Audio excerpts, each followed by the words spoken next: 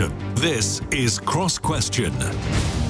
Hello and a warm welcome to Cross Question. I'm Iain Dale. You can, of course, watch the whole programme on Global Player if you'd like to watch us as well as listen to us.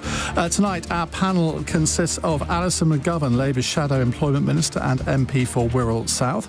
Paul Holmes is Vice Chair of the Conservative Party and MP for Eastleigh. Alexander Downer is former Australian Foreign Minister and Australia's former High Commissioner to the UK, who recently conducted an independent government review of the UK Border Force. And Yasmine Ahmed is UK Director of Human Rights Watch. Our two last guests, they've got something in common. They're both Australian. What a week to have two Australians on the panel. I'm sure you can think of the odd question for them. But if you can't, there are lots of other subjects that you might want to ask about. Mortgage interest is likely now to go above 6%. Thames Water being fined more than £3 million over a sewage discharge which killed 1,400 fish. The Immigration Minister appearing to demand that an asylum reception centre was made less welcoming for those arriving. And China accusing the UK of harbouring democracy activists from Hong Kong. 0345 6060 973 is the number you need to call. You can text 84850, or of course you can ask Alexa to send a comment to LBC followed by your question. Call 0345 6060 973. Tweet at LBC. Text 84850. Cross Question. Watch on Global Player. This is LBC. Right, let's go to the first caller. It's Richard in Gateshead. Hello, Richard. Hi, Ian. Welcome back. Hi, thank you. My question to the panel is, Ian, after Robert Jenrick's visit to a refugee holding centre in Kent, where he instructed staff to take the welcome sign down and paint over the cartoon pictures on the walls for the children, is how low can this government go in dehumanising these poor people? Paul Holmes, I've read the basics of this story. I mean, I can't really imagine that any politician would go to an asylum centre and ask for this to happen, but apparently Robert Jenrick, the Immigration Minister, did. Ian, I thought you'd come to me on this one first. I don't know whether he did or not, to be honest with you. There is questions as to whether he did, and your caller, Richard, is right to ask the question, but what Robert Jenrick is absolutely committed to doing is making sure that we have an immigration system that's fit for purpose and make sure that we have people come in who have the right to come in, but have a very strong asylum system that does detract the illegal migration that we're seeing across the channel. And that's absolutely, as you know, one of the Prime Minister's priorities in making sure that those numbers are reduced. But as for the specific question, I don't know if that's the case. It's not something I'd focus my time on, but if that has happened, then that's happened.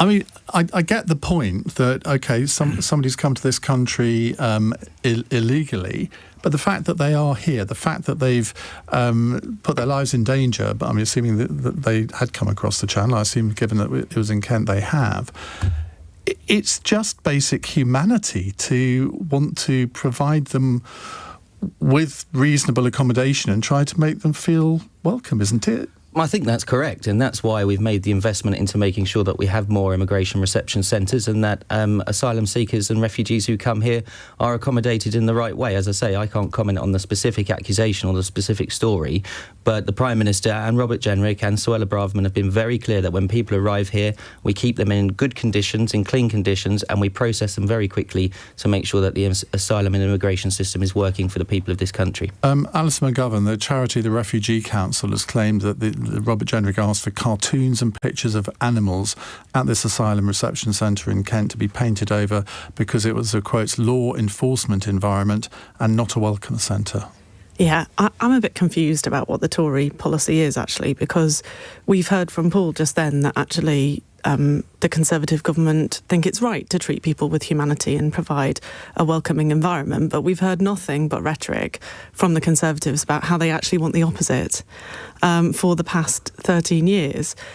Actually, the big problem that we've got, I think we all know, is the backlog of clearing cases. We could reduce that. Last Labour government did it. That would help people who have a legitimate claim and who we should welcome, because they're some of, the people who face some of the most challenging situations in the world.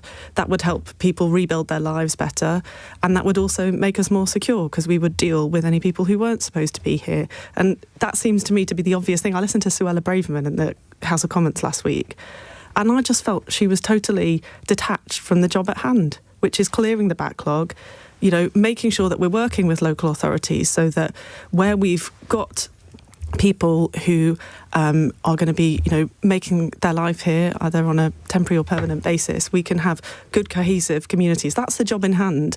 All of this just seems to be a combination of chasing headlines and being totally detached from reality. So I have to say, this whole incident just makes me very confused about what actually the government is trying to achieve, and I don't think they're trying to achieve very much. That Alison, Paul, I'll come back to you in a minute. Let's go to Yasmine. Yeah, look, I don't think there's anything confusing about the government's current policy with respect to asylum seekers and refugees. We're seeing a policy that's cruel, unlawful, inhumane and impractical. We're seeing it not only in relation to this situation, but a bill that's going through Parliament currently, the illegal migration bill, that will see asylum seekers not be banned from claiming asylum in the United Kingdom. We will see children, women, pregnant women being detained potentially indefinitely. So they won't even be in reception centres such as this. This is in the legislation. They will in fact be detained. And we've also got, obviously, as we know, the Rwanda deal that will see people being expelled to Rwanda. So I think this is very, very consistent with the government's unlawful, unethical and unworkable policies. And we should remember that 2/3 of people that come through irregular routes are in fact granted asylum in the United Kingdom. My point of confusion was just as to what Paul said just now. I think their record is entirely consistent. Well, Alison, everything that you outlined, that was the Labour Party's position, which was to reduce the backlog, to make sure that the correct people who come here can stay here, and to make sure that we reduce the number of people that come here, is exactly what this government's doing. And at every stage, Keir Starmer and the Labour MPs in the House of Commons have voted against those measures. So you need to be straight with the British public on this. You can't say that you want this to happen, but vote against every measure without bringing forward your policy on how you would do that. But the backlog's got worse. I mean, we put extra resources in. Well, but then, so what is going on? Why isn't it delivering the results that you claim that you want to see? I mean, the facts speak for themselves. It's got worse. The statistics are there for anybody to read. In fact, I think I'm right in saying that the National Statistician corrected the Prime Minister on it to say that actually the backlog has got much worse. We can clear it. We did under the last Labour government. And that's really important because local authorities up and down the country know that they want to have, as I said before, strong communities where, people are able to build themselves up after whatever they've been through. And so it's really important that the government actually works with places up and down the country to make that happen. Okay. That's what will support, the strength of our country as we go forward. And just having this constant thing where it just, whatever the government is doing in the Home Office, it ain't working. And I think it's about time we had a change. Okay. Alexander Downey, you carried out this review for the government last year. You were a member of the government in Australia that had quite a, shall we say, trenchant policy towards illegal immigrants. Let's start with Richard's question about the immigration minister and what he's alleged to have said. I mean, that's inhumane, isn't it? Well, I have no idea about it. I'm the wrong person to ask. I have absolutely no idea. So, given that I haven't heard what he said and I've seen no evidence of what he said, it's not for me to comment on it, really. But in order to deter people coming to this country in this way, you, having been a member of a government that did introduce very harsh measures in this regard, which, to be fair, did work in many ways in Australia, is it right for the UK government to effectively follow that policy here? Yeah, so context is everything. It depends what you're talking about. So Australia has a policy of resettling refugees, which and I think at the moment it resettles around 20,000 refugees a year, and I think having a constructive policy of resettlement makes sense. What we in Australia wanted to stop, and what the British government wants to stop, is people coming, of course, not directly from the countries that they might allegedly be fleeing from, but coming from neighbouring countries and undertaking really dangerous journeys on boats, little boats. So after 500 people were killed making these journeys across, in Australia's case, the Arafura Sea. The government decided, a sort of change of government here, but it doesn't matter about the politics of it. The government decided that enough was enough and they wouldn't allow it anymore. And what the British government is saying is you're talking here about people coming from France, is stopping people undertaking really dangerous journeys. Really dangerous journeys. And over 700 people, by the way, week before last, drowned off the coast of Greece doing this, making these really dangerous journeys on, and I've seen them myself. They're just rafts, really, not much more than rafts. And paying people, smugglers, £3,000, £4,000, £5,000 a pop to get on these rafts. I mean, it seems to me it's one thing to have a constructive refugee policy. That is one thing. And it's another thing to deter people from undertaking incredibly dangerous journeys, and that should be stopped. And their journeys, they're not being persecuted in France.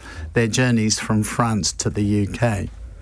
I've been criticised by Peter in Solihull, who says, Yasmine, you've got to be the arbiter on this, who says, Iain, please be accurate in describing boat migrants. They're not illegals. Correct. That arrive irregularly and cannot be deemed illegal until an investigation into their status has been undertaken, innocent until proven guilty. Well, it would be the same as saying that those fled the Holocaust who tried to come to the United Kingdom were in fact illegal because they didn't have a visa, they didn't have a passport.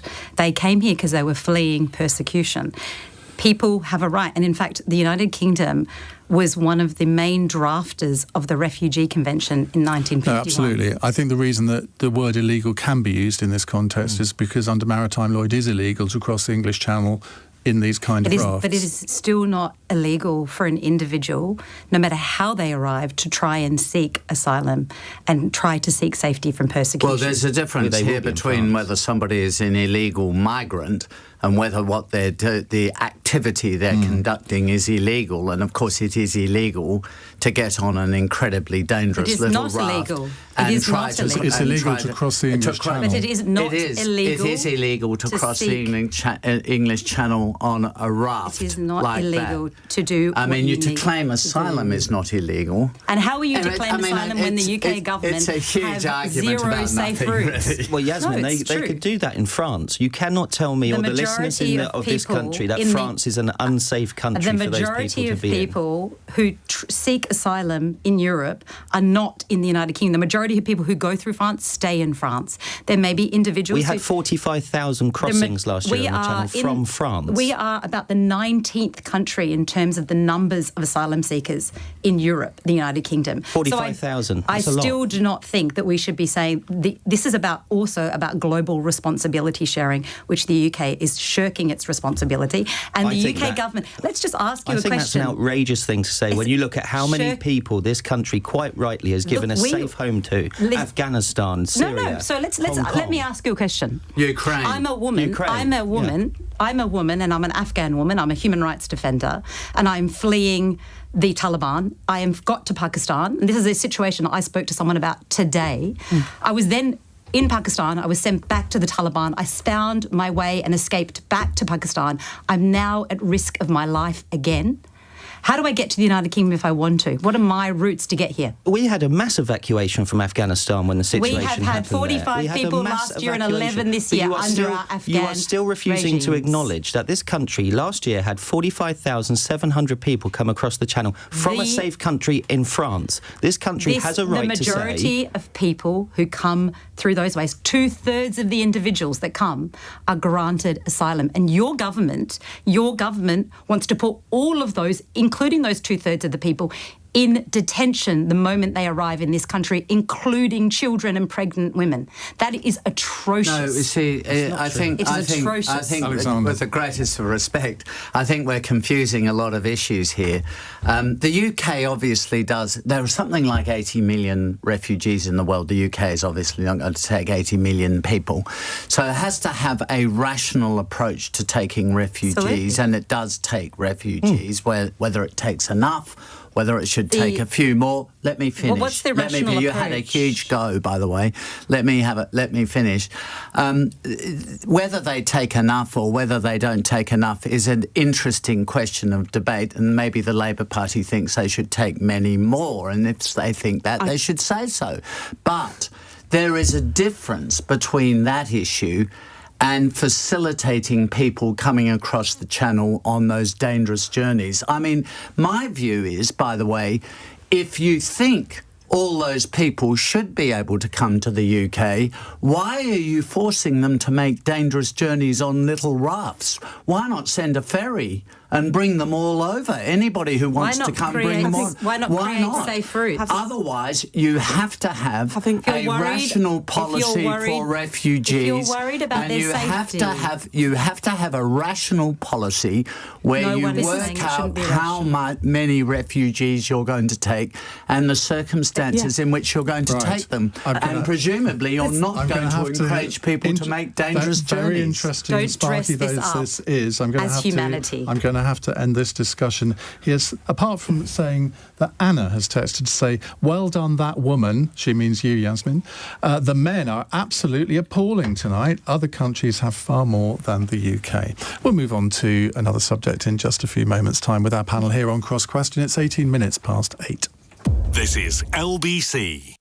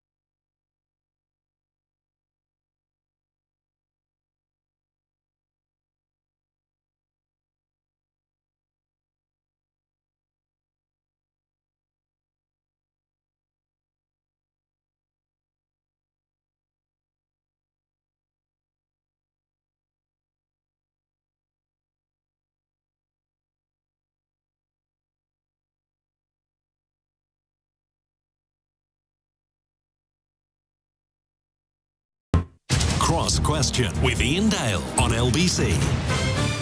Now, just a reminder, our Sparky panel tonight consists of Alison McGovern, Labour Shadow Employment Minister, Paul Holmes, Vice Chair of the Conservative Party, Alexander Downer, former Australian Foreign Minister and Ambassador to the UK, and Yasmine Ahmed, who is Director of Human Rights Watch. Is that UK or the whole of it? I'm not the director of the whole thing. I'm the director of the UK. It doesn't office. say UK here, so I've just added UK, so I'll introduce you correctly in future. Right, Martin in Doncaster has a question. Hello, Martin. Hi, Iain. Yeah, lovely to have you back as well. Thank you. Why is Rishi Sunak failing on all his 5 pledges 6 months after announcing them? Alison, free hit. Well, I asked the Prime Minister at PMQs last week what he was going to do if he failed on his inflation pledge. Was he going to call a general election? Because, you know, he ought to take responsibility, in my opinion, or he should change course in some way. And I think it's important because we have... Did you get a full and frank answer, Alison? I did not. So basically, Chris Bryant had asked a question before me, and Rishi Sunak had basically come back just ranting, the Labour Party this, the Labour Party that, the Labour Party the other. Like, we're not in government, mate. You're in government, right? I mean, give us a chance to change places and we'll be the ones answering the questions, and then you can rant on about us. But for now, answer the question, I thought. So I said, is he just going to rant on about the Labour government, the Labour Party, or is it going to be a general election? And he did literally just rant on about the Labour Party again. But I do think it's a really important question because interest rates are set independently by the Bank of England. And that's very important. I think, I assume everybody thinks that that's the right way to do it. But that doesn't mean that there aren't things that we in Parliament or the government or we as the opposition in thinking through our future policies, that doesn't mean there aren't things that we need to set in train or think about that could help the country be more productive and help deal with some of the causes of inflation in the medium term. We don't exercise the monetary policy tool in terms of interest rates, but we do have a lot of policy tools that we could use to try to make the country more productive, more sustainable. I think about some towns in Britain where unemployment is still really quite high. And actually, we've got businesses crying out for staff, and we've still got significant unemployment problems in our country. So somewhere we've got to have a policy that helps resolve that. And that will help those towns and places thrive more. It will make our economy more productive, and it will also help us deal with some of the causes, more fundamental causes of economic instability in the future. So it's really that sort of thing that when I asked the question of the Prime Minister, maybe, I was a bit Pollyanna in thinking that I was going to get a real answer. But it was really that sort of thing that I was interested in. Like, what are we going to do to not just, worry about the short term, which we all do. We all worry about our constituents and their mortgages. But what are we going to do to get to the heart of the problem in this country? Alexander, whenever a politician makes a series of policy pledges, so it's always a hostage to fortune because events can intervene, and clearly on one or two of these pledges, since he made them, events have intervened. But he shows no sign of succeeding on any of them at the moment. Well, I think it's too early to judge. If I were him, I would stick with the pledges. If I were in the Conservative Party as an MP, I would stick with the pledges, and whether they are actually achieved by the 31st of December or sometime in January is going to be immaterial. The opposition will say what it says, and part of its narrative is that these pledges will never be met. But when they are met, assuming they are, everyone will quickly forget the pledges that were made. So I think the important thing for the Prime Minister is to have outlined what his sense of direction is and to stick with it. I do think that inflation is proving more stubborn than the government had. That includes the Treasury and the Bank of England anticipated. But the reason why inflation is high in the UK is because of the huge amount of money that was spent at the time of COVID. Maybe that was fair enough. Well, not just then, but before then as well. And on subsidising energy bills. I'm not saying whether these things were right or wrong, but they have consequences. This was funded partly through quantitative easing by the Bank of England, that is effectively printing money, put more money into the economy. So this is inflationary. To get that money out of the economy, the Bank of England is reversing that policy. It is also, of course, increasing interest rates to take the steam out of consumption. So what the politicians have to be careful of is that they don't re-stoke inflation by caving into populist pressure to increase government spending. And I noticed the Labour Party, which was committed to a £28 billion package, has now said, well, Matt, we might postpone that package for a while. Alexander's given quite a bit of commentary on the Labour Party. Perhaps he's been taking tips from Rishi Sunak. If in doubt, well, he's not wrong though. On blame the Labour Party. Billion, what about your 28 billion? Hang on a minute, steady on, sir. What Rachel has quite rightly set out is that we will do nothing that increases economic instability, and our pledge and our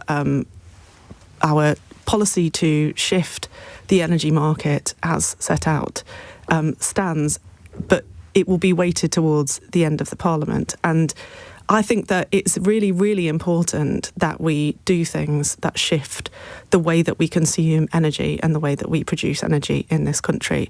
I think actually that was one of the structural things that I was thinking about when I said just then about what are the things that we can do to change our economy to make it more sustainable.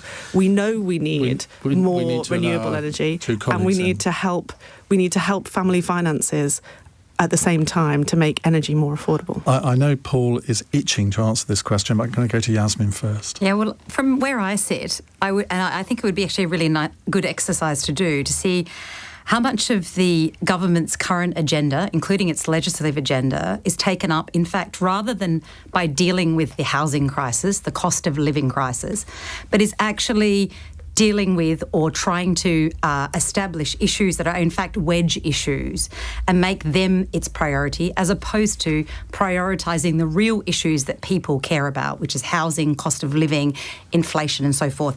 If you look at the Parliament... Most of these pledges are about things that people care about. Well, you look at Stop the Boats, you look at those issues. There have been many... Halve the inflation rate? Yeah, no, but some of the issues that are on there. But if you look at the legislative agenda that the government's pursued over the last year, a lot of that legislative agenda has been passing bills in Parliament that I certainly think are around wedge issues. They're not around issues that the people care about.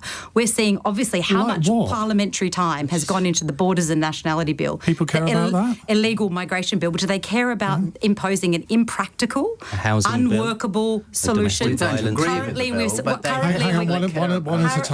we've got a bill that's going through Parliament by the Minister for Housing, yeah? So what do we think that the Minister for Housing should be doing right now? Dealing with the housing crisis, or putting a bill through Parliament which is an anti-boycott bill? He's spending his time doing that as opposed to... He's not just housing minister. Yeah, but he's what would also you be minister for communities and local government. But what would you be prioritising right now if you were the Minister for Housing? I don't think politicians can only deal with one issue at a time. But I would like to see the amount of parliamentary time and ministerial energy that has gone into some of these issues, as opposed to actually dealing with, to be honest, the cost of living crisis. Right. That is exactly what we're doing, Yasmine. I mean, in the last few months, I voted on a domestic energy bill that is making sure we can increase gas consumption in this gas production in this country to make sure our energy bills come down, so that we are not beholden on Russian energy markets. We've brought in a housing bill. We've brought in an economic bill. We've brought in a domestic violence bill that gives ultimate protections to women and vulnerable people from domestic violence. That is what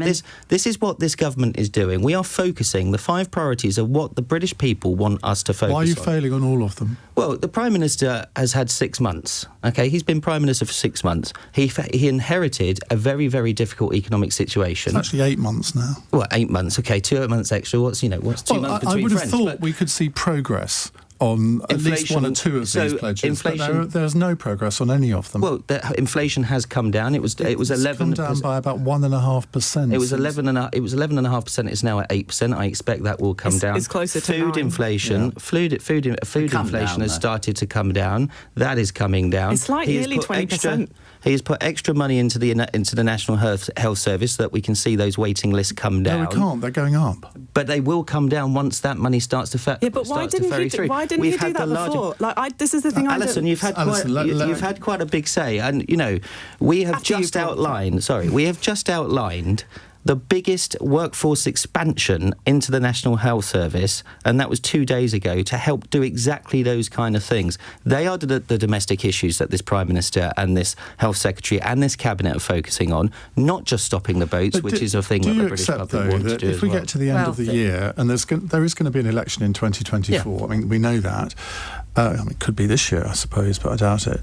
If we get to the end of the year and we're still having this same conversation about, well, he hasn't met any of his pledges really, or maybe only one of them, you can't win an election from a standpoint that inflation is still maybe 5% by the time the election comes, because interest rates will still be high. And in the end, people do vote with their pockets. They do. which is why the Prime Minister has made the economy, halving inflation, making sure that he reduces the deficit, making sure that we invest in people and their jobs to make sure we get economic recovery. That is what the Prime Minister is doing daily. I fully anticipate, as we go into the next election, the British people will have a choice. They will have a choice between a Prime Minister that has a track record of making sure that we have economic stability, or a Labour Party that once again want to borrow and borrow and borrow and put inflation in this country through the roof with an unstable economy going forward. People will say, it's all very well you saying that, but we're now at a point where the government is borrowing 100% of GDP, that when they took over in 2010,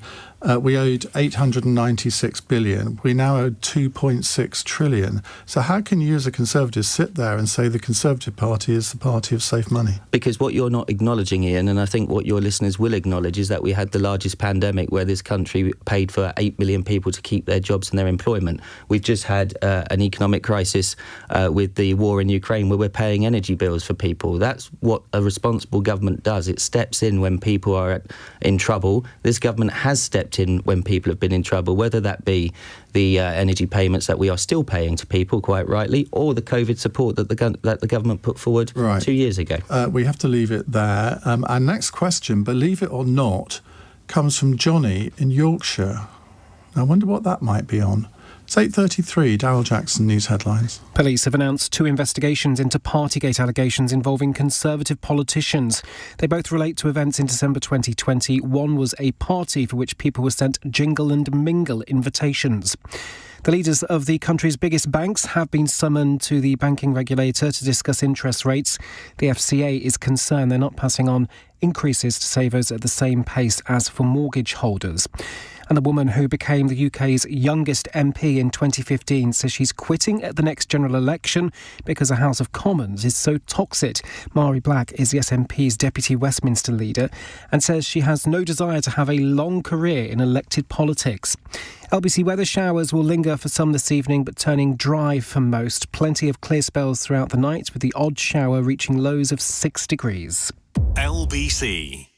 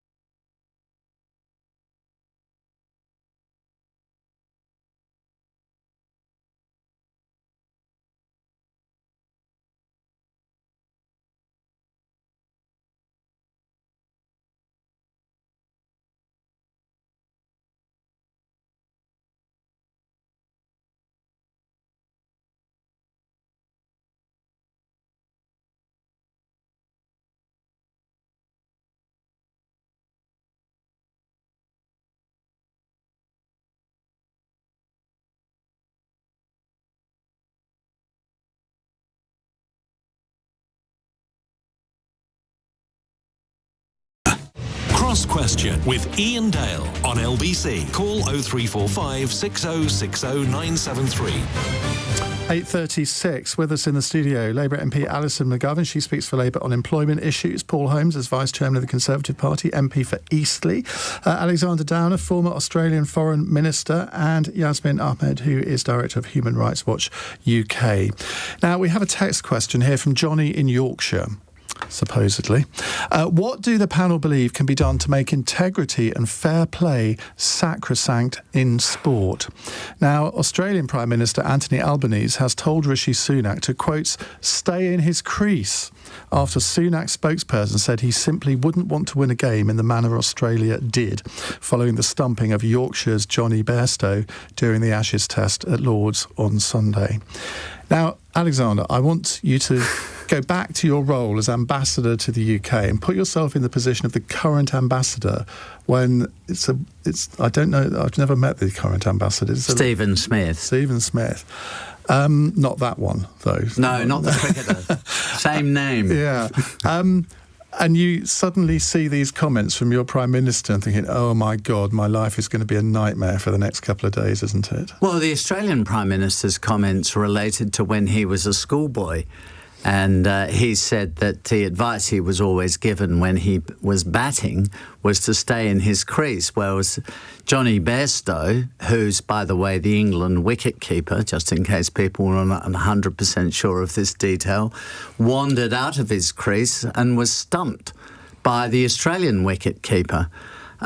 So this is disputed, right? So it goes to the umpire, and the umpire decides. So I think the point about integrity in sport is respect the decisions of the referees or the umpires. If you disrespect or disregard their decisions, then you will undermine the whole integrity of the sport. The argument goes, this sort of stuff that we lost the game because the Australians stumped us, and gosh, we stumped one of our players, and gosh, that was a bit unfair. Yet it was within the rules. Just not cricket, though. Yes, it was within the rules. It was within the rules, and the umpire gave it out. I mean, honestly, people in Australia are just looking at this debate in the UK. The Australian captain, Pat Cummins, he could have withdrawn the appeal just to be a good sport. Why would he? Well, they're trying to win the game. I mean, somebody scores a goal in football and the opposition say, well, gosh, that's put us one down. That's not good news. Let's not accept why don't you, the scorer, not accept the goal? I mean, it's ridiculous. Well, there have been examples in football. You have to play games. There have been examples in football, and Alison and I were talking about Robbie Fowler earlier on, and I've just read his book, and he went over in the penalty box and the referee gave a penalty, and he immediately got up and said, no, the goalkeeper never touched me. Now, that's the kind of sportsmanlike behaviour we expect from the Australians, in this isn't case, it? Well, so you expect the Australians, if they get someone out, then to turn around and say, well, maybe we should give England a bit more of a chance. That's what Stuart Broad thinks. Yeah, he thinks we should give England a double chance to beat us. And we think we should do, within the rules of the game and abiding by the decisions of the umpires, everything we can to try to win the game. We win the game, and there is the most terrible whinging from the British media, which is just an embarrassment. Whinging Poms. It's just as well you're not ambassador anymore. It doesn't reflect well on a country to whinge when you lose. Let's go to our second Aussie panellist, Yasmine. Well, I mean, it slightly goes out of my purview, of my work purview, but certainly... That is true. We can agree on that. As I was mentioning, my father, in fact, is an international cricketer, so I spent many, many decades of my life watching the game. I do think that there's something about integrity, but I also appreciate that everyone's there to win. I mean, look, people are going to laugh at me, but what I would say is the analogy I would draw is that I think I actually here agree with Alexander. I think that there's a rules and there is a system, and it's important for the integrity of this system that people comply with that. And that's also, and this will make you laugh, why states must comply with their international obligations. Yeah. This is exactly the same principles that should apply. You're earning your money tonight, aren't you? I am earning my money. doing Let's very go well. to former Shadow Sports Minister Alison McGovern. Well, one of the things that I had to do when I was the Shadow Sport Minister was to try to get into sports that I hadn't naturally grown up with an affinity with, and cricket was definitely one of those. So I think I slightly agree with Yasmine that this is a little bit beyond all of our purviews. But one thing that I have really, really enjoyed is that I think that the Ashes seems to be a moment in cricket where everybody gets really into it and enjoys it and it matters, and they enjoy rowing about it as well. Yeah. And it seems to be the case with this. And of course, everybody should play by the rules and demonstrate sportspersonship. And you're right. Sportspersonship? Yeah. Did you just invent a new word? Sportspersonship. Oh, I for like goodness it. sake. Yeah. Well done. Be their manifesto. World's going mad. Of course, everybody should be Especially a great sports person. If you're a white man, it must feel. Talking of white men, Paul Holmes. Well, I'm a Saints fan. I'm a Southampton fan, so I'm used to being on the Thoughts and losing side. prayers. Thank you very much, Ian. So I'm used to being on the losing side, but I did watch it. I don't know much about cricket. Personally, I don't really care.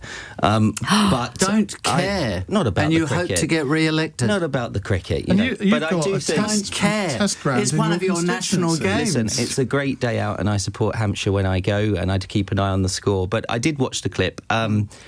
I agree that the rules must be followed, and I think that this was within the rules. So I just think that... Actually, do you know, Rishi Sunak is a great cricket player, so perhaps when Anthony comes over for a visit to Rishi, they should have a match and sort it out that way. That would be entertaining. By the way, I completely agree with you, Alexander, despite appearances to the contrary. I couldn't understand it, because if you actually watch it, the Australian, I can't remember the guy's name, the one who threw the ball at the stumps. Alex Carey. By the way, like us, he's from Adelaide. Is he really? That's a very interesting fact. He threw the ball at the stumps just as Bairstow was walking out. It wasn't like... I think Bairstow's argument, or the English argument, was that it was a dead ball. Well, it clearly wasn't. No, it wasn't. When he threw it. Yeah, clearly. Anyway, shall we move on to something else? Yes, please. Malcolm is in Bodmin. Malcolm, hello, what would you like to ask? Evening, Ian. Evening, panel. With regards to the Australia-UK trade deal, just how bad was it for Britain, and just how good was it for Australia? Alison and Yasmine, you can just sit back and laugh at the other two struggling with this one if you like. Well, are you saying women aren't capable of answering this question, Malcolm? No, because we've got an Australian politician, and we've got a member of the government. Oh, I see what you mean. Okay, you're forgiven. We should say here, former Environment Secretary George Eustace, he said the UK gave away far too much for too little in return. Of course, he was effectively the Agriculture Secretary at the time, but didn't say anything at the time. Paul, let's come to you first on this. Was this a good deal for Britain? Yeah, I think so. After Brexit, we have negotiated very hard with the Australian government to have better trade with the Australians. They're a very important ally. They always have been and were an important ally before the common market. This will mean that... I was going to say before this week. Before this week, yeah, well, that's partly the point, to see how it goes tonight. Finished now, finished. But, the Prime Minister and Kemi and the Business Department have made quite clear that we want trade deals with all of our allies to make sure that British people and the Australians benefit from freer trade, better trade. And in this deal, we made a number of deals and agreements on foodstuffs and also Scottish whisky as well going into Australia. So look, I think it is a good deal. This government is right to try and get the best trade deals with our allies going around the world after Brexit. Short answers on this one, please, Alison. No, I mean, if you've got Tory ex-ministers calling it out, then they're probably to be believed, I think. And I think there's lots that we'll need to do to improve on the post-Brexit arrangements, not least a veterinary agreement and so on, to try to improve our supply chains, which, returning to my points before, would actually help with inflation a bit as well, I think. So lots to do for an incoming new government. Yasmine, I don't know if trade deals are within your purview, but... Yes, well, this one, I don't have anything to say in particular about this one, but I do think trade deals are very important. What we've seen is a multiplicity of, obviously, trade deals that have been happening post-Brexit. And what we're very concerned about at Human Rights Watch is the fact that there's very much a lack of focus and, in fact, any inclusion around human rights standards, whether they're workers' rights, data protection, so on and so forth. We've seen a trade deal go through with the Gulf Cooperation Council, which includes Saudi Arabia and another number of other Gulf countries that have appalling human rights records. We're currently negotiating one with India, and we have been talking and constantly speaking to the government and saying you need to put human rights, the human rights of the people in the United Kingdom, data protection, the human rights of workers in those countries, and so on and so forth at the centre of these deals. We cannot prioritise financial interests over human rights. And unfortunately, given where we are post-Brexit, that's exactly what we're seeing the government doing. Alexander. Well, the free trade agreement with Australia knocks down trade barriers between the two countries. That's all it does. And although one of the consequences of that is it gives British exports to Australia free access to the Australian market and Australian exports to the UK pretty much free. It's phased in over time, but access to the British market. What's the consequence of that? That reduces the cost of those products to consumers. And it increases the choice available to consumers, and it's one of the ways you increase living standards. So it's not a question of whether maybe not for British farmers, though. Well, for the British consumers, mum and dad who are going out to the supermarkets, it offers the prospect, I don't think it's a very big prospect, by the way, because I don't think there'll be a lot of Australian agricultural exports any longer to the UK, but the prospect of expanding the choice available to the consumers and at a lower price than they currently pay. So on the one hand, you have people in the UK saying, isn't it terrible how much we have to pay for our food? And on the other hand, the same people are saying, but all these imports that come from Australia may undermine the price of that our farmers are getting. Well, those two things don't reconcile, as you can obviously see. But in any case, I think it's a good deal for both countries. And if you expand trade, you expand people's living standards, and that should be the objective of politicians. OK, thank you very much. We'll move on to the vexed subject of Israel and Palestine in a minute. Let's solve the Middle East peace process, shall we? It's 8:48. LBC.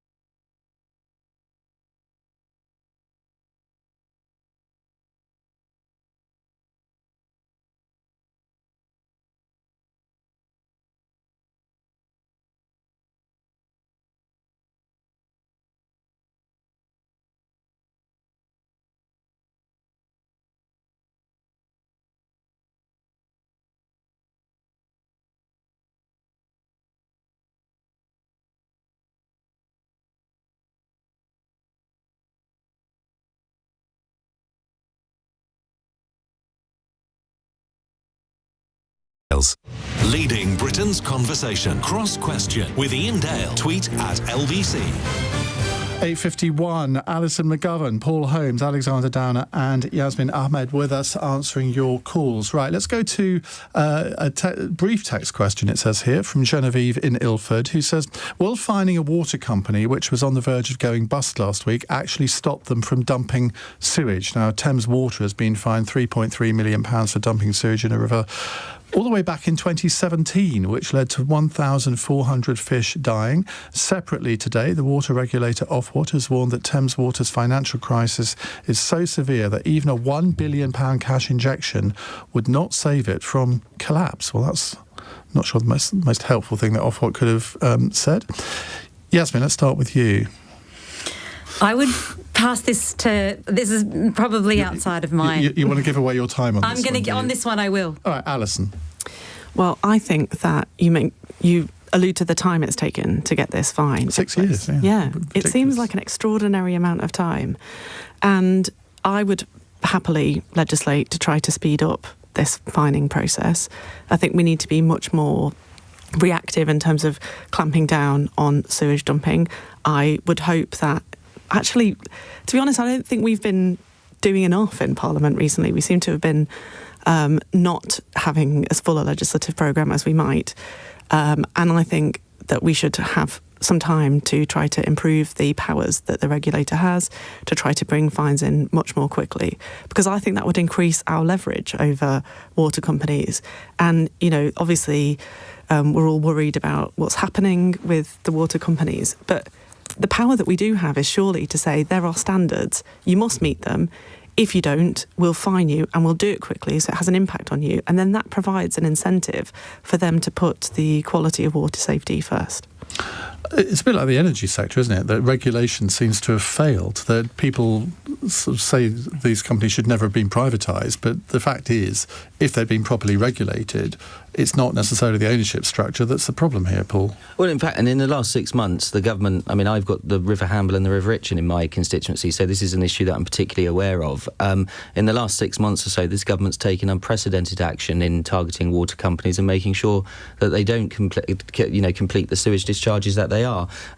We made sure that the regulator can have unlimited fines against water companies, and when those fines are levied against a company, that money goes directly back into investing in the infrastructure that's needed to stop the sewage discharges happening. But they include these fines in their budgeting processes now. That's the problem. They just factor it all in. But what they won't have included also is that there is £156 billion worth of investment that the government announced 6 months ago on the sewage system in this country, which, let's face it, is Victorian and should have been invested in before, I grant that. But we have made a huge amount of announcements on how that investment will happen. The other really important thing is that we are now monitoring more sewage discharges than we ever used to. At the moment, we are monitoring 91% of sewage discharges in the United Kingdom. 10 years ago, 15 years ago, that was 7%. So when we are having the picture come through where we're monitoring, which was the actions that were put forward by this government, with the fines and the infrastructure investment, these things will get better, and we have absolutely taken a strong line on water companies in doing this. Alexander, do you want to intervene on this one, or shall we move on? Well, I think to improve the performance of the water companies, which, by the way, has improved very substantially over the last 20 years, to improve the performance still further will require a very substantial investment. And how will you pay for that investment? So either that investment will be paid for through increased water bills, or the investment will come from borrowed money by the government, and of course that will have to be paid for ultimately through higher taxes. What I think will happen is that water bills will go up because of the sheer investment that's needed to improve the quality of water. So the consumer suffers again. Right, let's move on to James in Ayr. James, very good evening. What's your question, please? Hello, Iain. It's nice to see you back. My question is about current events in the Middle East, and I'm beginning to wonder if it's possible to criticise the foreign or defence policies of Israel without being branded an anti-Semite? Well, we're going to be talking about what's going on in Jenin after 9 o'clock, so we're not expecting to solve this in the next 4 minutes. But we do only have 4 minutes, so if you can all keep your answers reasonably brief on this. It's just been announced, actually, the Israeli forces have started to withdraw from Jenin after their operation, which has lasted around 44 hours. Alexander, let's start with you. Well, not to go into the details of this particular operation, because there will be Israeli operations of this kind from time to time in order to try to cut off what they perceive to be the potential of terrorist attacks. But ultimately, the question is, why is it impossible to get the Israelis and the Palestinians together to negotiate a peaceful settlement to the Middle East crisis, and it always has been? Well, this boils down to politics, and politics on both sides. So on the Palestinian side, there's a division between Hamas, the extremists, Palestinians, and then Fatah, the moderates, who are in power in the West Bank but not in power in the south, in the Gaza Strip. In Israel, you've got a fairly complex political situation as well. So it's glib for people to say they should get them together. But efforts that have been made over the last few, not years, but decades, have been unsuccessful. And I'd have to say they lay down preconditions for talks, and the preconditions can never be met. So, but Alison McGovern, what about this issue that James asked about? Sort of, is it possible to criticise Israeli policy without being branded an anti-Semite? You just shouldn't hold Israel to a different standard that we'd hold everybody else to. Of course, it's possible to criticise any democratic government. The bit where I would like to see the UK step forward is to use our expertise in the humanitarian field. And, I would like to see us look at civilian protection. I think we have historically had a lot of expertise in making sure that civilians are protected, and I think that we can play a role there. And I think that, if we can get agreement cross-party, which at certain points I feel like we've had from the Conservatives and other parts not, that actually the UK has an important role to play in protecting civilians. I think that's a good thing. That we shouldn't give glib answers to this, but I think we also shouldn't, in any situation of conflict, think that we're completely powerless. And I think the UK can play a positive role in trying to protect human life in these very, very difficult situations. Yasmine? Yeah, well, to me, sitting back and putting this in context is very important. We're talking about a decades-long occupation of a Palestinian people by the Israeli government. And that occupation is underlined by systemic discrimination, which has been found by UN bodies, by multiplicity of other people, systemic discrimination against the Palestinian people, of their civil and political rights, of their economic rights. We've seen excessive forced use against Palestinian people. We've seen it against human rights defenders, the media, and other such people.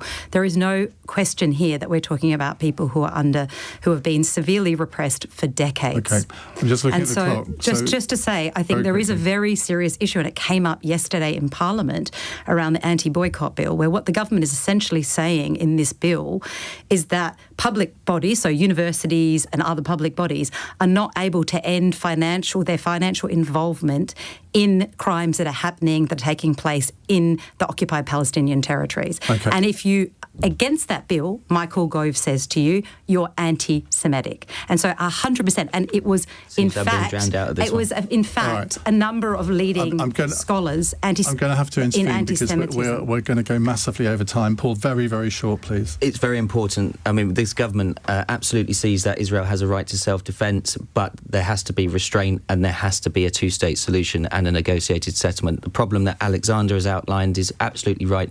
Both sides at the moment do not feel that that's possible, and there is intransigence on both sides. I've been there, I've seen both sides, but there absolutely has to be a negotiated settlement where possible. I'm tempted to leave this last fun question, but I can't because it's so good, from Will in Crediton. A woman has gone viral for leaving a note at a bus stop requesting the fit bus driver to call her.